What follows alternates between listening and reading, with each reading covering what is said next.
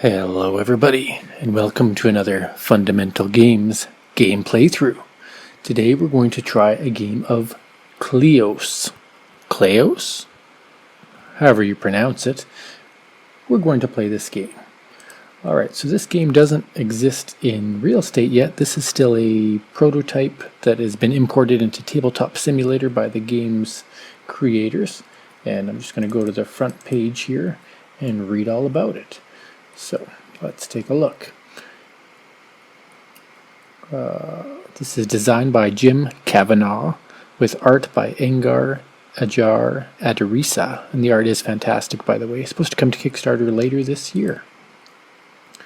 So this is about a contest, equally feared and worshipped by mortals, monsters, and spirits alike. The Olympian gods sit upon Mount Olympus and watch the world go by. That is, until word of the funding of a new city reaches their ears. Kleos, a city said to rival and eventually surpass even Troy and Athens. Zeus has declared a week-long contest among the gods to decide who shall be the Patron God of this city. So call forth your champion, ready your armies, and use every divine power you possess to win at all costs. And remember, the gods do not play fair. Alright, so here we are. Kleos.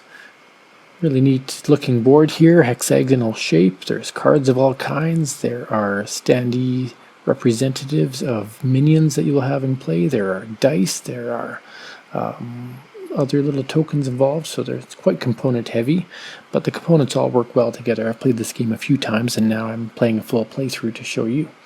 So the objective of the game is to get as much glory as you can, and you're going to earn that in different ways, such as acquiring minions, by defeating your opponent in combat, by having area control over certain hexes or tiles, and basically at the end of the last round, which consists of 5 rounds representing 5 days, the person that has earned the most glory throughout those 5 days wins. Alright, so I've already set up most of the board, and I'll show you quickly how you set up. There are 5 different playable gods.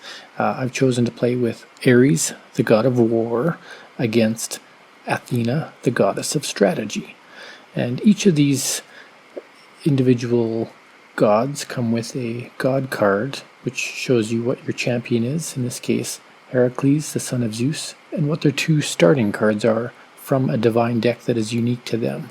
In this case, we have Aegis, and Athena's owl is what Athena, the goddess of strategy, starts with. And then Ares starts with Leonidas, the king of Sparta, and starts with 2 divine cards, corydomus, the spirit of battle, and aura of Phobos and Deimos. And so those are from these 15 card decks that are unique to each god. The rest of the cards in here, some of them are unique, some of which may match other divine decks, but either way they each have their own divine deck. In addition to that, there's a shared fate deck of 100 cards. We're both going to start with 5 of those cards randomly chosen, and then we both start with our player board, which helps us determine our actions for each of our minions. Minions are basically any playable creatures or heroes that you have that are on your side. And then we have representative tokens here of these minions. And so how we start the game off is we would each have our own hex.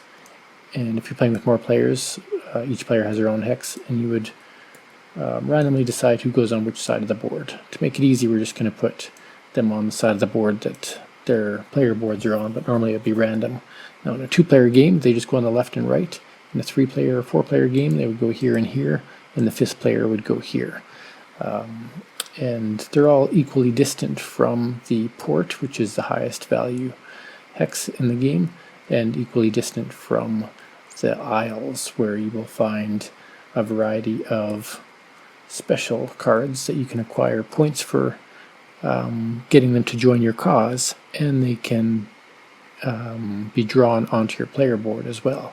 So they're valuable in multiple ways, but the only way you can get there is by going up to the port and then spending an action going to their isle, and then spending another action recruiting them. But you'll learn about that in gameplay. Alright, so that's about all I'm going to tell you about setup. There are lots of dice in the game, but all the dice are identical. They've got a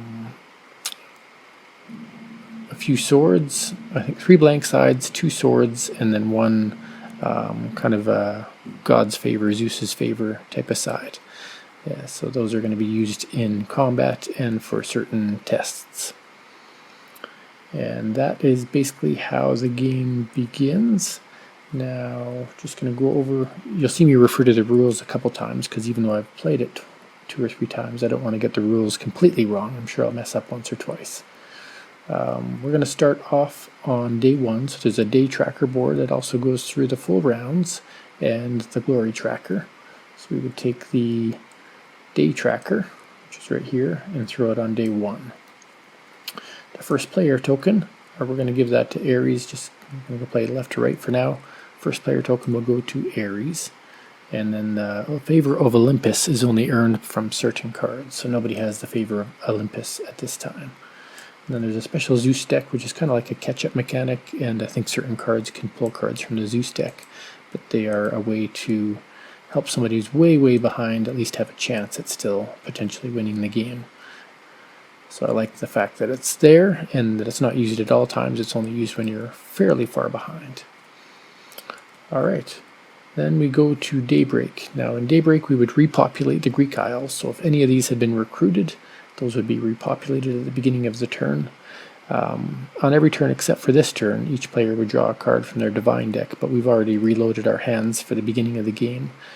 Any minions that you have would have their actions reset, and any player that's 5 or more glory behind would then draw that Zeus card. So we're not doing any of those actions this turn because Daybreak on the first round of the game is basically your setup phase, and we're all set up now. So then we would proceed to our play phase. So each player can take their play phase proceeding clockwise around the table. And the play phase consists of looking at your hand and deciding if you want to play any of the cards in your hand. Now we're playing with Ares first. And again, started with those 2 special cards, always going to start with these 2 cards, and then has 5 other cards to choose from. And you'll see there's different icons on them. There's a combat, there's a defense, there's a intellect, and then there's a, I can't remember what that orange value or the green value is for. Let's check up the diagram of the card just so you're aware. Next. Tactics. And tactics is a special thing that is used in combat, so it makes the card useful even if they're not directly in combat. So I'll have to remember that tactics value there. Actually, we'll read tactics real quick because that's one of the rules that I tend to mix up a little bit. So tactics is a passive bonus or penalty a minion offers to allies in the same location during combat. So they're going to add that many dice to the attack value of an allied minion at their location that enters combat. So it only applies to attack, it sounds like, not to defense, because defense is not rolled, it's just a static ability. Alright, so tactics is something you want to keep in mind, that you'd want creatures to be on the same tile as somebody else. So example, corydomus is no good in combat himself with a 0, but he does offer 3 tactics to anybody on his same tile. Okay, now you'll notice there's no cost to play these, so you can play as many of these as you want any turn at no cost to yourself. The only restriction is that you can only have 4 minions in play at any given time, plus your champion, who never truly dies. If he ever dies, he goes back to your temple and can try to traverse the map again. There are different cards, such as Act of the Gods cards, and there are cards that can be used dual purpose. So you'll see this one here. It can either be a basic hero or can do a monstrous offering to go underneath a monster card. So some of these cards have multiple purposes. So we're going to play corydomus, and got an Amazonian battle sister, a centaur, a cavalry. And some of these have a mount ability, which they either are, they can add speed to other characters.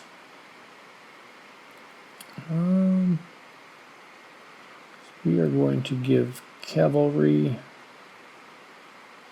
to... There's one special thing about champions. I don't know if I can put a mount on a champion. Let's find out.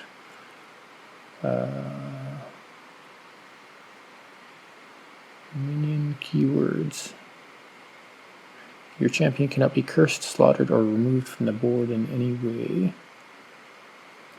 And we'll just flip forward for a second there. Heroic mount. You can play it as a blessing. Monstrous offering. I think the only thing that it's a curse that can't be played on a champion. Forgive my self-learning as I play through the game here. And actually, one of the things that I should do is just make sure we're setting up on deployment right. So each player may simultaneously put as many minions as they choose from their hands into play. Okay. So normally this would be done during daybreak, but if we're doing this during the setup, we can both put as many minions as we want from our hand into play, not actually play the enchantments or blessings yet.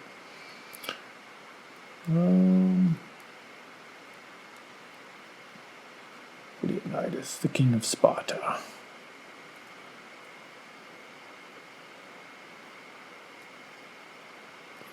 6-5. Here, we're going to put that guy there. And so that's all Ares is going to do. It's going to keep the other two and maybe consider using them as blessings. And then over on Athena, she can play, again, any number of minions. She could play this Satire. Now it does offer +3 cunning to another monster. It's kind of neat. But she doesn't really have another monster, so...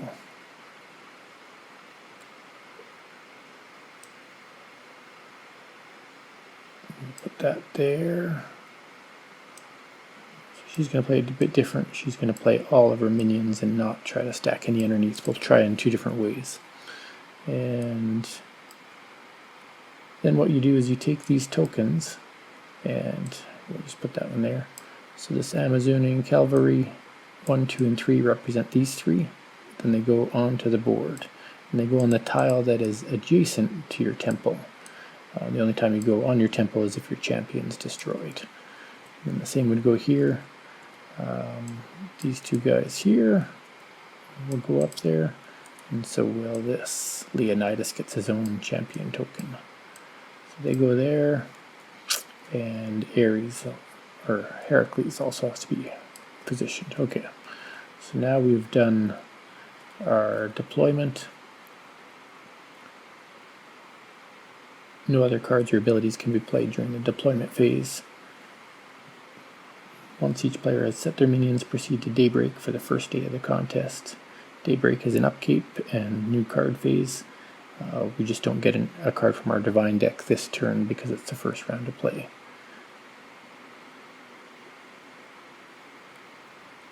So after daybreak, we will go to the play phase that I was intending to go to. So we go to the play phase. Now I can play other cards from my hand. So I could play a Chosen of Olympus. A minion of your choice gains Olympus's favor. It's a bit early for that. This can let you reroll dice from a check. This one, opposing minions don't gain tactics. So we could bless Leonidas. And here's a little trick for Tabletop Simulator. If you have a card on top of a card and you press U, it will go underneath. And the way this card works is when you bless a card, it goes underneath that card. So that gives Leonidas a little advantage there. I'm going to give corydomus a heroic mount. So heroic can only go on a hero, and corydomus is a hero. So this will go underneath corydomus, and I'll give him another 1 tactic. So now corydomus has 4 tactics. And we're also going to slap this mount underneath this. So we're making both of these guys faster. It's like we're going to be racing somewhere. So that is the play phase and not the action phase. So after Ares play phase, we're going to go to Athena's play phase. So now Athena could play cards. So she might play this card here. Any card you play goes to Hades. Doesn't matter which deck it's from. And she can look at the top 3 cards of any deck, put them back in any order, and then draw a card from the Fates deck. So she's going to look at the top 3 cards of the Fates deck. and put them back in any order. So she could do Hoplite Legend, Amazonian Battle Sister, or a Manticore. So she's going to put these two back on top, and then technically this one on top, but she gets to draw a card from the Fate deck, so she'll be drawing the Manticore. So she likes that. Now she could play the Manticore or put the Heroic Mount under a hero to give it +2 cunning and +1 attack. So if she wanted to, she could give, even though this is powerful on its own, she could actually put this underneath this hero here, for example. Or she could put it right underneath Heracles. Let's do that. So now Heracles has a heroic mount. It doesn't let him travel any further, but it gives him more cunning and more attack. Aegis, this card can't be attached to a champion, but it gives a minion +1 defense and can't be chosen, named, or targeted. So we could put this underneath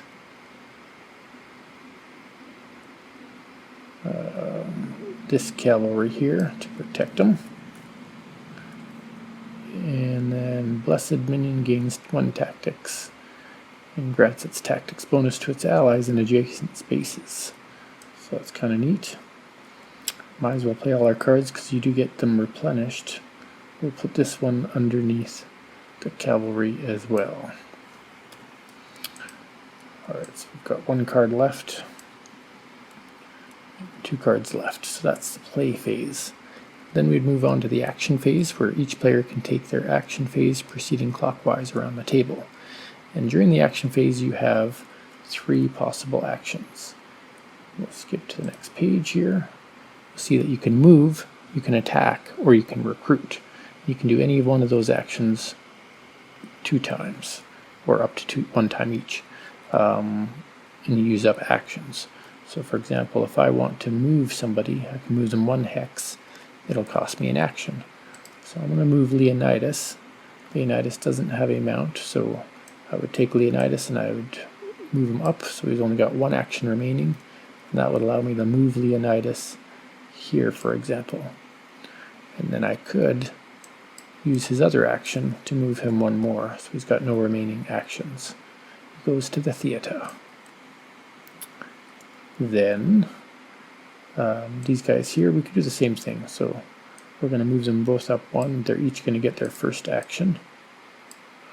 And because they both have a heroic mount, their first move in a turn allows them to move 2 spaces. So 1, 2, 1, 2. And then they can both take their second action if they wish. And so I can move them both up. They use their second action, and they can move again, but on their second move they only move 1. But at least they found their way to the port. So now they've all used up all of their actions, and so Ares' action turn is done, and we move over to Athena's action turn. Now Athena doesn't have anybody with a mount, so all of her heroes can only move 1 each. And we don't have anybody with special abilities that affect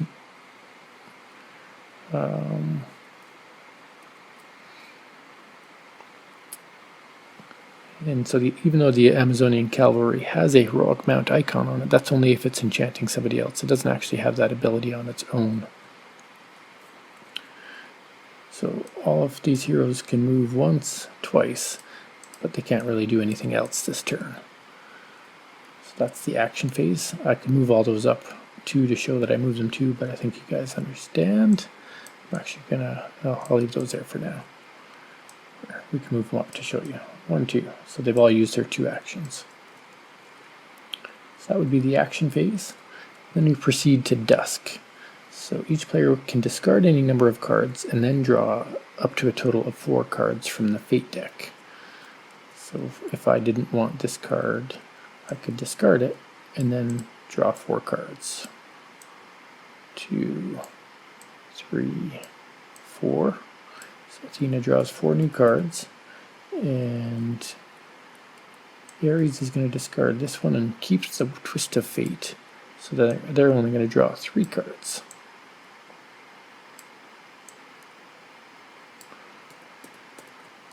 Alright, so that is dusk. Then you tally glory gained from area control. So area control is if you control a tile and have the most people there. So in this case, Ares will gain a point for the theater and 2 points for the port. Even though I have multiple guys there, it's only controlling the port. So Ares will earn 3 points. And Athena will earn 1 point for controlling the arena because it's only worth 1. And that would be the end of the first day. We proceed to day 2. On day 2, we repopulate the Greek Isles. They're fully populated, so no worries there. Each player draws a card from their divine deck. So that's the special deck they have over here. The cards are a little bit stronger. Divine. And they help you in many different ways. So we each draw a card from there. And reset all actions on all minions. So all of these will go back down to have 2 actions remaining again. And these, oops, 2 actions remaining. So everything's reset. It's a new day. A new day in Kleos. And the one thing I believe happens is the first player marker moves, so let's just double check that. Dusk.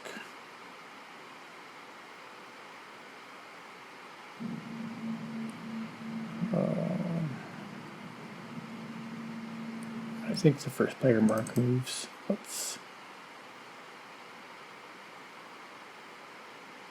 Oh yeah, so during daybreak the first player token rotates to the next player.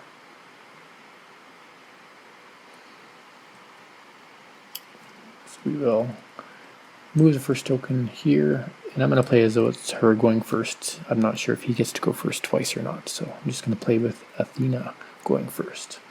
So Athena is going to start play on daybreak. So we repopulated, we drew a card, we reset our minions. Nobody's 5 or more glory behind, so we move to play phase.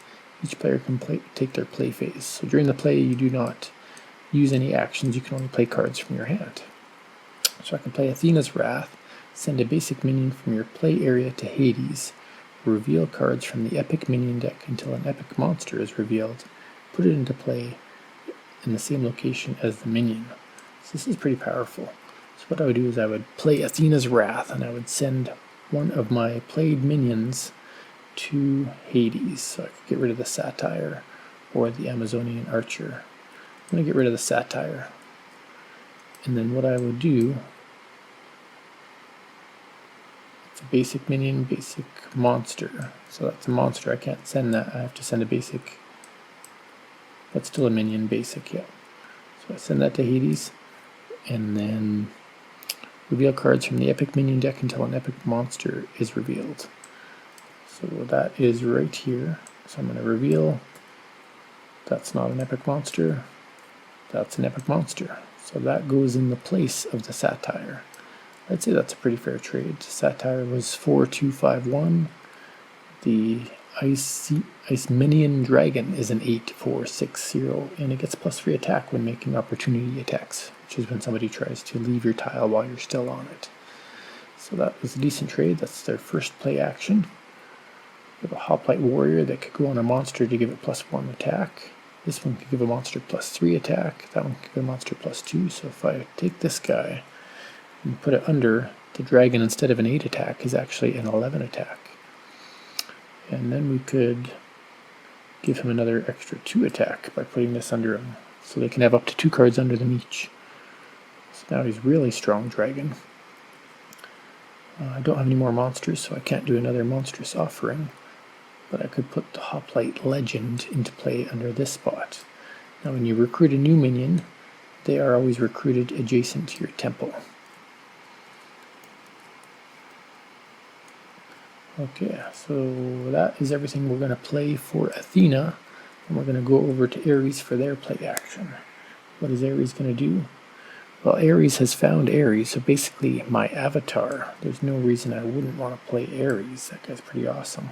And he enters into play at the port. He's also godly on all checks. So godly means that he gets an extra perk on his dice rolls. And if he ever dies, he goes back into the divinity deck, which is pretty cool.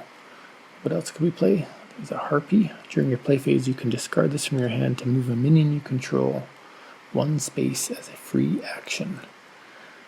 Now, so if I discard this harpy instead of playing it, I could move any one of my minions one space. So I could take the very cunning corydomus, for example, or the Amazonian battle sister, or Leonidas.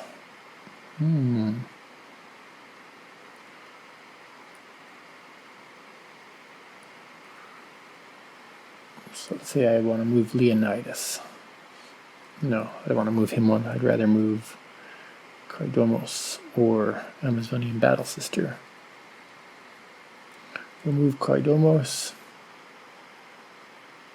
which is Ares 1, and we're going to bring him to a Greek isle. Now, you see on the top right of each of these epic legend things, they have a number. So that number is how much you have to roll in success to gain them to your side or to convince them to join your cause. So the higher the number it is, the harder they are to acquire, but technically the more powerful they should be when they join your side. So who does Ares want him to join him? The sorceress Medea, Lycaon the cursed king, Hunter +3 attack,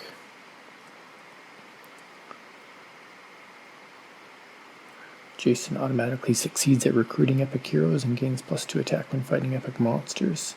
Let's go after Jason. Jason and the Argonauts? Maybe. So we got to move there as a free action by discarding the harpy. Okay.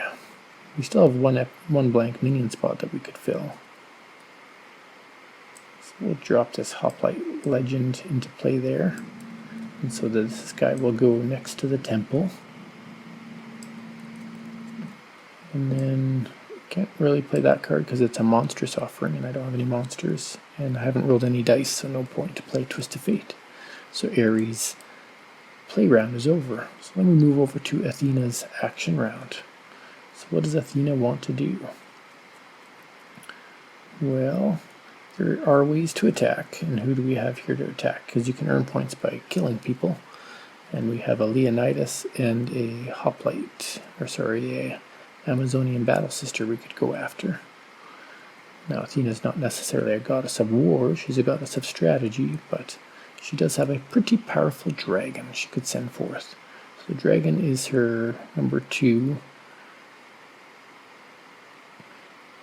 This guy gains +1 tactics, grants its tactics bonus to allies in adjacent spaces. And then 2 tactics, 1 tactic, 0 tactics. I probably want to get my Amazonian archer number 3 onto the port. So that's 1 action for the archer. And then I could move the hoplite legend 2 spaces just to get him moving. So 1, 2, doesn't really help much. Then we'll move the Amazonian cavalry.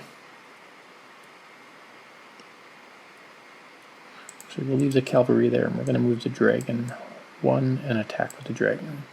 So first we will move the dragon 1. He's number 2. So he's going to move to the port, and then I'm going to use an action to attack. So the dragon has a +3 bonus when making opportunity attacks. This is not an opportunity attack, so he's an 8. +3 is 11. +2 is 13, and then if anybody is on his square that has tactics, which there is this one, so he's at 13, he's going to get 2 more, so he's at 15, and then because of the because of the owl, he's going to get 16, 17 dice he's going to get to roll, so it's a pretty impressive number. And normally you're not going to have 17 dice to roll, but thanks to Tabletop Simulator, we have all the dice we want. Normally you'd have to re-roll the dice. So this dragon's going to have 17 attack. He has to choose who he wants to attack on the same tile. We've got Ares 2 and Ares 4. So Ares 4 is actual Ares, and Ares 2 is the Battle Sisters. Now, Ares Hunger for Blood has a lot of defense, and if you kill him, he goes back into the Divinity deck, so we might get him again. Or we could take out the Battle Sisters, who have the extra movement. So, now the Battle Sisters have less attack. And Ares is godly on check, so it makes sense to want to kill Ares because he's godly. So we're going to attack with 17 dice. 1, 2, 3, 4, 5, 6, 7, 8, 9, 10, 11, 12, 13, 14, 15, 16, 17. So we're going to take all of these dice, bring them over here, and we're going to roll them. Whoops. We'll just bring all these back in. I'm going to re-roll just to see if I can get them centered some more. There. So once I've rolled all 17 dice, I will add up all of these swords that are on them. In this case, 1, 2, 3, only 4 swords, unless I was godly. Then all those would count as successes too. I'm not godly. If it was Heracles, he's godly. So my total attack roll is 4, and that is not enough to defeat Ares because his defense is 6. So that's too bad. But Ares gets to do a retaliation attack. So because he was attacked and didn't die or didn't get severely hurt, he gets to attack back with his 7 dice against the dragon's 4 defense.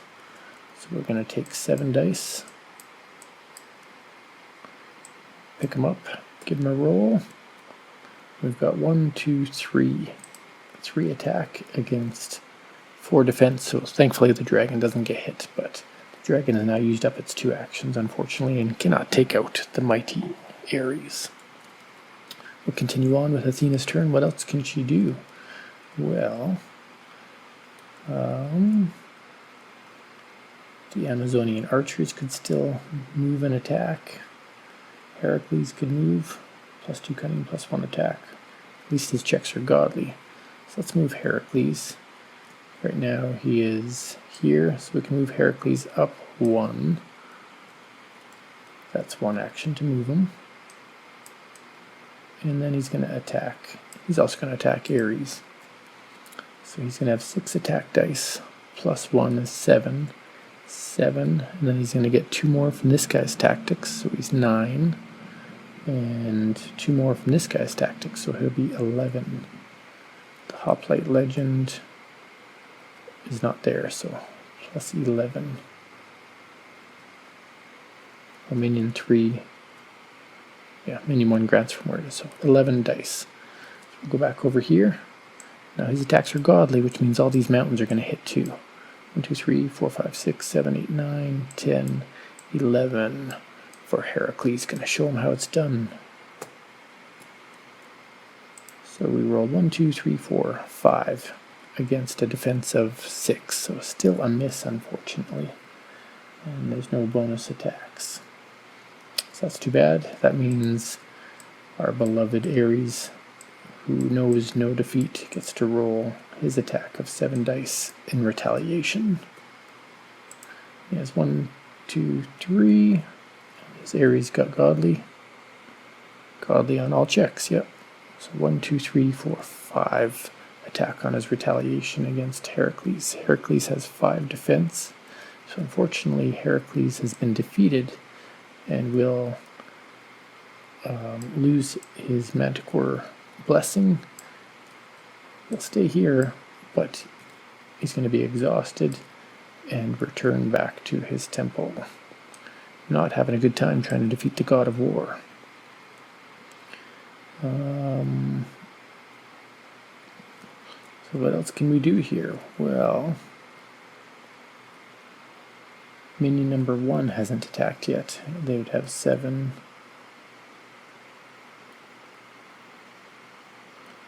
7 plus 2 is 9 attack dice.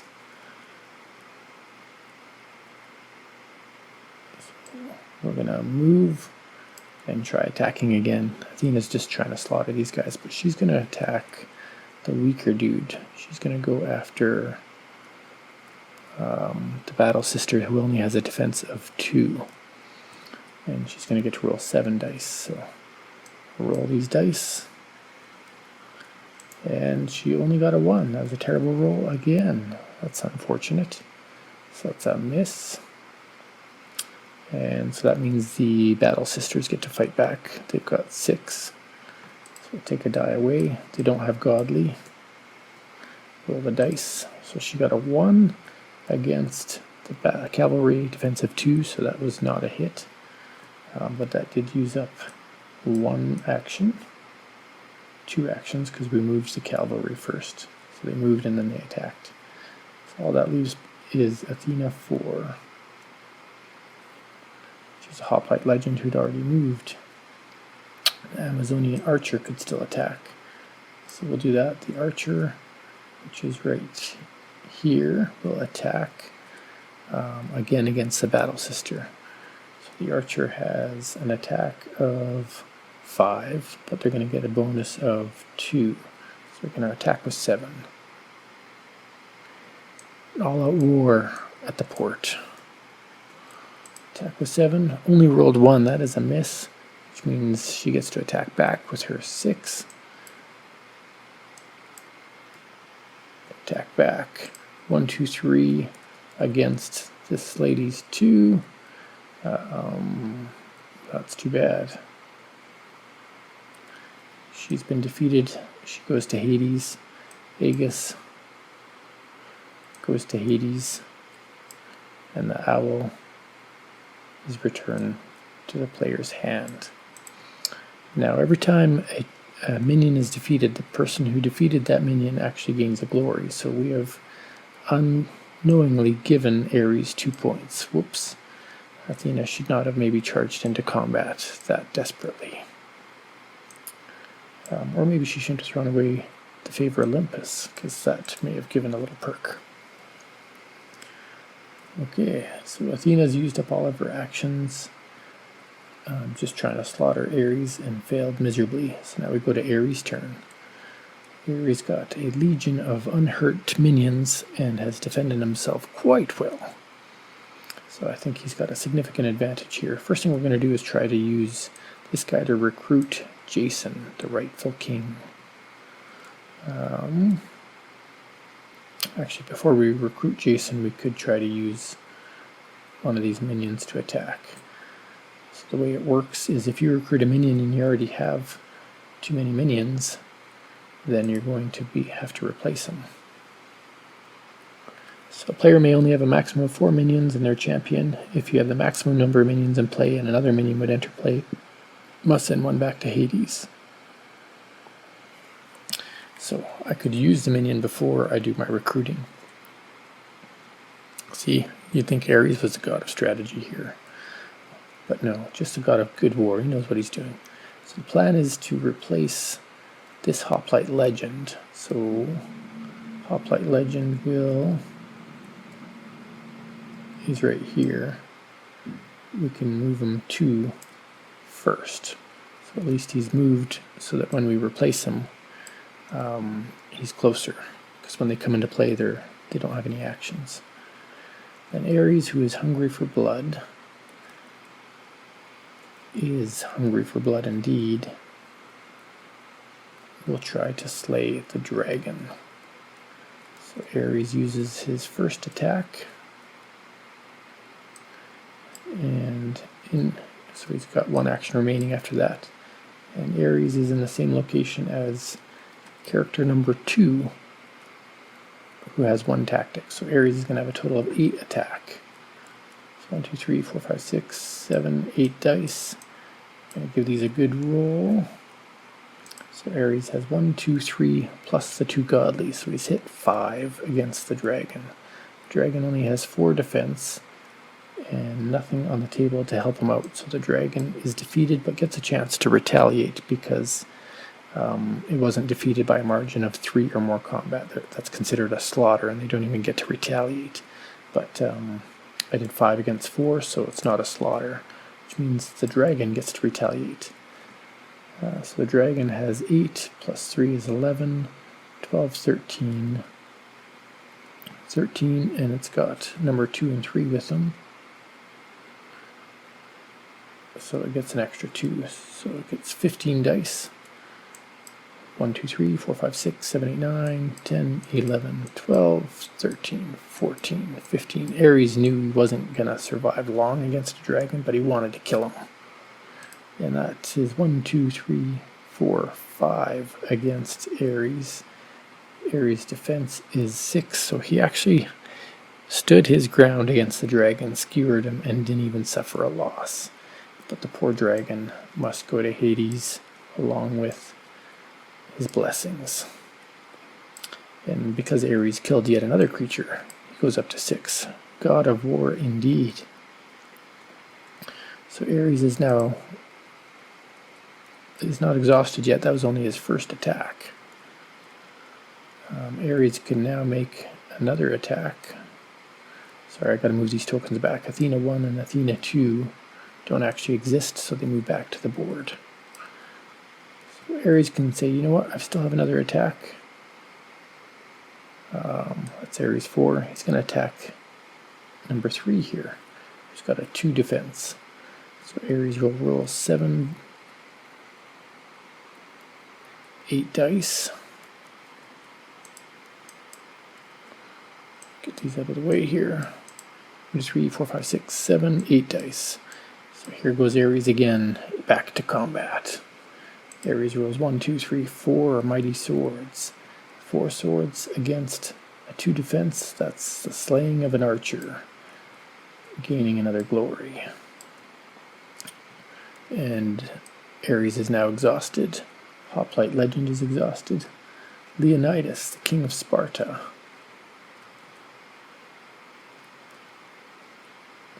is going to go here and here for 2 moves. And actually, no, he's not. Let's go back. So 2 and 4 are... 4 is exhausted. 2 hasn't actually gone yet. So this Amazonian battle sister could attack for 6 against there, or she can move. So we can move the Athena battle sister 1 and attack. So we'll put her up here, and now she's attacking with 6, so she's now used her second action. 6 dice against this Hoplite legend, which is number 4. It's not a good chance of victory. There's nobody else on her tile to give her any boosts, so she's just going to roll her 6 dice and hope for the best. Roll. So she's rolled 2. That's not enough. She could use this card to re-roll all dice from that check, so let's try that. She'll take that and she'll roll them all again. 1, 2, 3. Not enough to defeat the Hoplite legend. She was 1 away. The Hoplite legend gets to attack back. It's got a 6 attack, so we're going to roll those 6 dice himself. Has a 2 against 2. So yeah, she fell for her own trick. She should have learned that you don't always have to attack. So now blue gets a glory because the retaliation strike killed her. Good job, Hoplite legend. We'll continue on. We've got Leonidas and corydomus. Leonidas is here, so Leonidas can move here for 1 action. And minion 3 has actually already been destroyed, so we'll put that there. Actually, you know what? Leonidas is going to move down for 1 action so that he can acquire those points. He's not even going to use his second action. Put him there. He's got an action remaining, but not going to be used. Then we're down to corydomus. So corydomus is going to do, for the first time, the recruit check.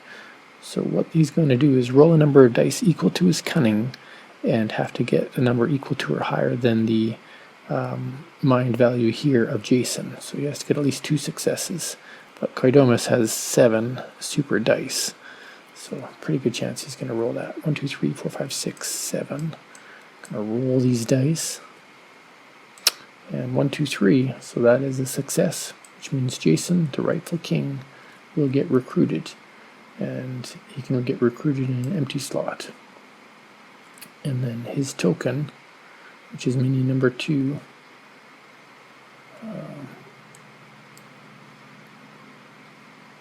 minion number 2 would go next to him on the aisle. So they're both here now. Okay, so that uses up one of corydomus's actions. And on a second action, he's going to move to another aisle. So we're going to move corydomus, which is Ares 1, and we're going to slide him over to the Nemean lion. Oh no, he has to go this way first. So he's back to the port. Because you can't jump from aisle to aisle, you have to go back to the port and then move back. So that uses up corydomus's actions. So now everybody's actions are used. Jason comes into play exhausted. And that will be the end of the action phase. We go to dusk. You can discard any number of cards and draw up to 4 cards. So we're going to discard that and draw 4 cards. Technically Athena should be going first, but it doesn't matter. Athena, she could discard her out. She's going to keep both of those and just draw 2 cards. Alright. Once we've each drawn our 2 cards, we will then gain glory for area control. So Athena is going to gain 1 point for the arena. One thing I neglected to mention is because we acquired Jason, we're going to acquire a glory. And there is reminder cards that remind us of that. So if you want to gain, if you recruit an epic minion, which we did, we gained a glory. Kill a minion, gain a glory. Wound a champion, gain 2 glory.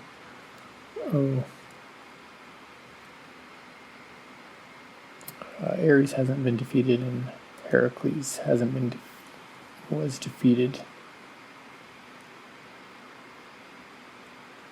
So Ares actually has 1 extra.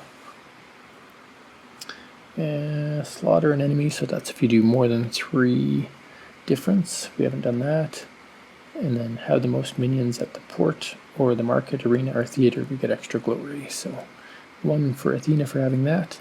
But then Ares gets 2, 3, 4. So 1, 2, 3, 4. Alright, that's quite the difference.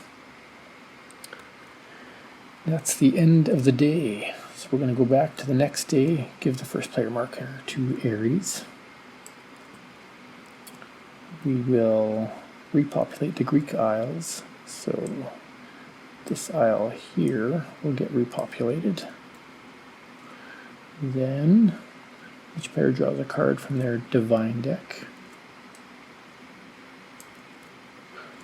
Draw that and draw that. Then reset actions on all minions.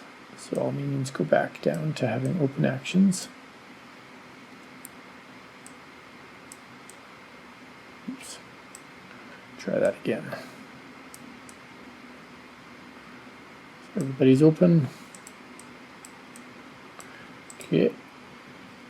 And then the catch-up mechanic I was talking about earlier in the game. Any player that has 5 or more glory, less than the leader, draws a card from the Zeus deck. So you can see it's more than 5. So you get to see, we'll shuffle it up, get 1 card from the Zeus deck. So what did we draw? Olympian Justice. Alright. And so we're on to day 3 right now. And what are we sitting at for time? 49 minutes, eh? So I'm not going to play through the rest of the game. I'm just going to leave it where we are, but you get to see kind of how the whole game plays through. We will play another 3 more days, knowing that you might get some powerful cards from Zeus, or maybe at the beginning of that turn we would have each drawn that divinity card, which can unleash some pretty good powers. Frenzy.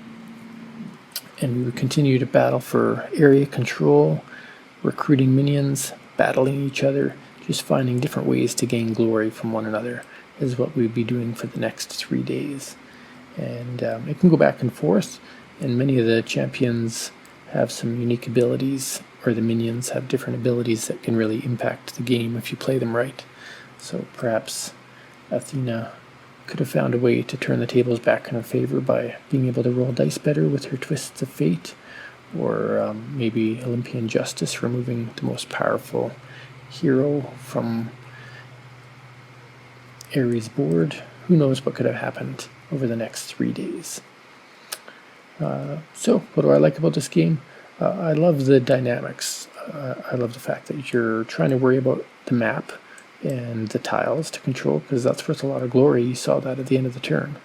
I like the fact that there is direct combat. You get to choose who you want to battle, so it's not just battling whoever happens to be at the front of a row of cards. And there's retaliation in that combat as well, so when you do decide to attack, you've got to be wary that you're putting yourself in just as much danger as the person that you're attacking. And I like the day mechanism. I think is the other thing that I was thinking about. Is I like the way the whole round flows, and you have different ways of tracking it, including the actions on your board that are tethered to the actions that you can take within a day. Traveling takes time, combat takes time, recruiting people takes time. So you've got action selection, area control, cards, and combat. I mean, it's all kind of amalgamated into one really epic game about being a god and recruiting minions to take over the city of Kleos and name it your own. So there's a game of Kleos.